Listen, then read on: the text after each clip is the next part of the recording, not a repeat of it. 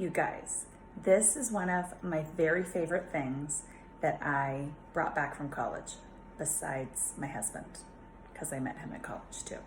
This recipe comes from my dorm, Owen Hall at Purdue University, where I befriended the lunch ladies to give me this recipe. And I think you guys are gonna love it. So to make this Toll House pie, I'm doubling it because I'm gonna keep one for my family and I'm gonna give one to a lucky person. We are going to cream our white sugar and our brown sugar.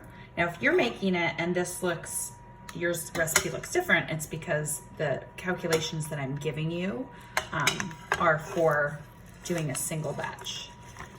Then I'm gonna put in my butter. Oh my gosh, so much butter. And in the 90s, everything used margarine, so it's funny because my recipe says margarine. But we're gonna cream this up. Real butter. It tastes so good. We're gonna cream that up. Then we're gonna add in our eggs. And our flour. This really it's so fast. And usually when you buy these pie, they're like the frozen pie crusts, right? You know the ones I'm talking about. Usually when you buy them, they come in a set of 2. So I always think it's better to double this recipe so you can use both of them. What's nice about this recipe also, it uses such a small amount of flour, just 1/4 cup if you're making one pie. Ooh.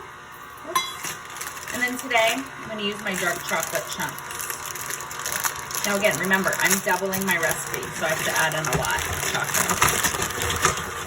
So I'm doing this one in real time, so you can see how long this takes. And that legit took 1 minute and 30 seconds. So in my 1 minute and 30 seconds, right, I was able to whip up this whole batter. It's amazing. Now my fun story about this pie. When I lived in that dorm in 1994 to 1995, we won't talk about the food fight that happened that last day I lived there, but the other times when they would have this pie, you were only allowed to get, there was no sign that said you were only supposed to get one dessert. So I would always get a couple desserts. And then, then they put a sign out because I think a lot of people maybe were getting too many desserts. It couldn't have just been me.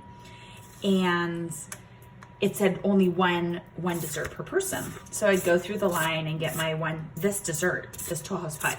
And then I would go back through the line, like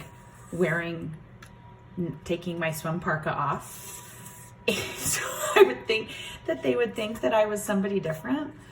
Oh my goodness, the things I would do for this pie because it's so good. So this batter, it's not gonna be like cookie dough batter because it's thinner.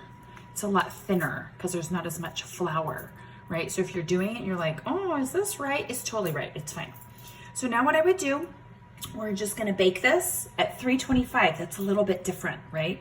325 for about 40 minutes. Now I found that baking it on a cookie sheet is really good in case it starts bubbling over. So we're just gonna bake it. And the best thing to do is let it sit for a day. That's the hardest part. But if you let it sit for a day, it gets better, I promise you. Okay friends, so these just came out of the oven and you can see on my baking sheet, you can see how maybe you can see, they drip a little bit over. That could just be from the grease of here. Now you see the pie shells don't get really dark, but the middle part gets nice and like a cookie. So we need to let it sit, and this is so hard because we just wanna eat it. But we need to let it sit for at least a day. If you need to, make it in the morning and have it that night. But these are best the next day. So if you can be patient, I challenge you to be patient. And I promise they will slice up and be perfect.